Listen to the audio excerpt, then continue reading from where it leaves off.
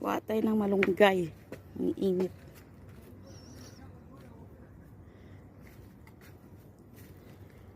Saan naman magandang malunggay dito? My goodness.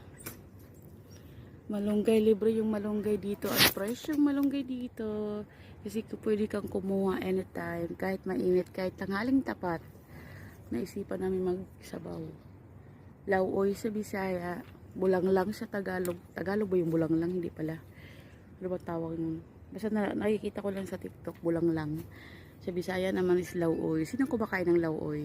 Huwag nyo sabihin hindi kayo kumakain ng lauoy. Masarap yun. May okra, kalabasa, may gabi, may talong, may sitaw. Malunggay. Kuha ng malunggay. Ha? Hindi ko alam. Para ito lang yata eh.